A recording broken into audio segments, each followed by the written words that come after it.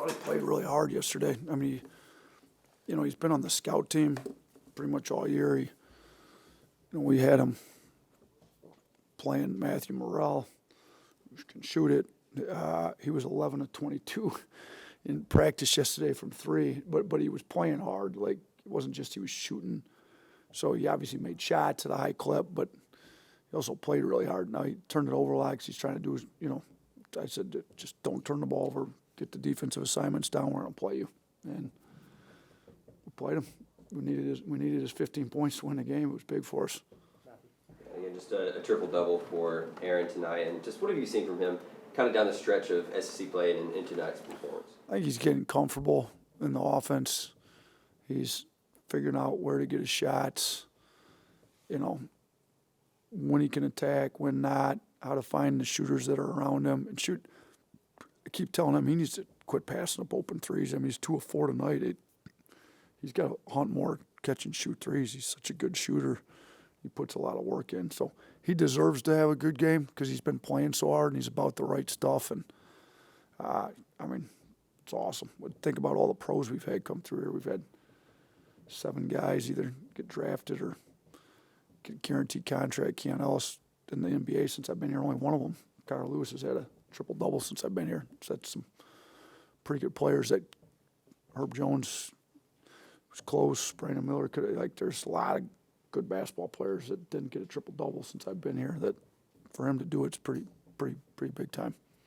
You've mentioned a couple times being able to recall these games that you've been down. Obviously, you never want to be down by double digits, but how important is it that you're able to recall those games when you get in these type of situations? Yeah, I think our guys need to know, like, offensively we're pretty high-powered. And we put up a 1.43 tonight, and that was with our awful start.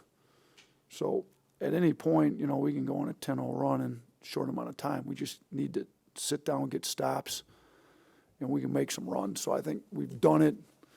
We've been, we weren't down late. I mean, we were down a lot bigger late against Georgia, but we were down 10 with about 9 minutes to go against Florida not that long ago. So, we've been down. Obviously our defense hasn't been great. It was a lot better tonight for that middle 20 minutes. We need it to be much better for the whole 40 on Saturday, but I think this gave us some, we can see that we can do this. Obviously Tennessee's a little bit better offensive team. We're going to have to be much better, but we can do it. We're just going to have to come out and really guard. But if we do get down, we can get some stops. Our offense can get us back in any game, as long as our defense can start get some stops.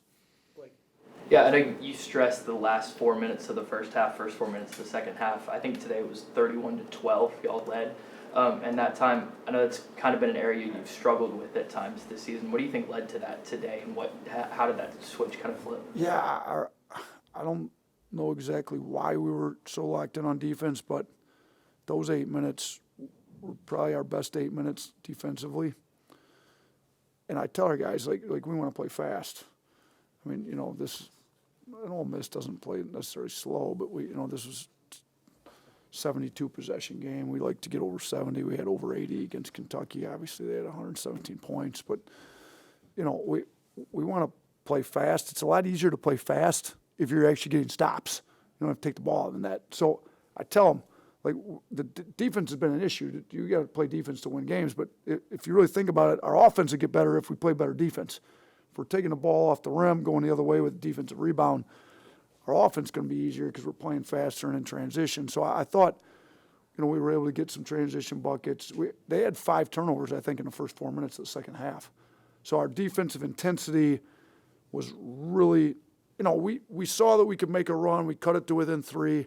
Let's come out and really make a run in the beginning of the second half, and that's what we did, and turned them over 5 times. And, we had the ball moving, had a lot of assists, so we played pretty well. I think we maybe had 5 old boards, and they had 5 turnovers first 4 minutes of the second half, if I remember right. 2 more. What did you get an explanation of what happened with that technical that you got? I was upset about matching calls. I mean, that's the thing I get most upset about is the matching calls. I just thought we'd get fouled in the post after they just called one. So I was talking to Bart about one of his partner's calls, and he didn't like what I said about it. So that was that.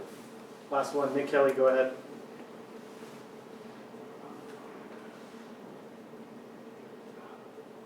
Nick? I just kind of took himself off the screen. Oh, no, sorry, it's, you calling my internet cut out. Nate, I just want to ask about that series of plays where Davin Cosby, I think he attempted 4 straight threes, and even when he missed, he just kept putting shots up. I mean, for a guy that age to still be doing that and having that mindset, what does that speak to him about you, or about him to you?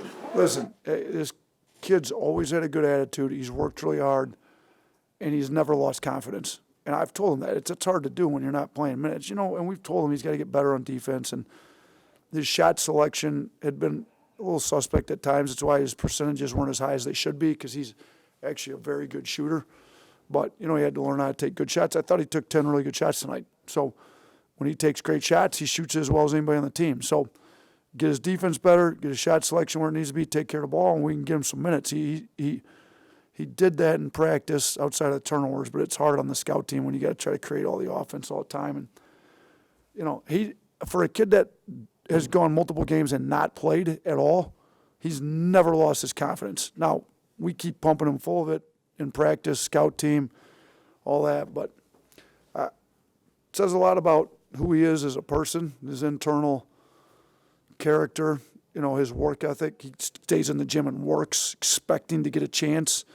And we needed him. I mean, if you're going to win a league championship, these are the games you're going to have to win on the road. And we don't have them tonight. We don't win this game. Thank you, Coach. Thanks, everyone.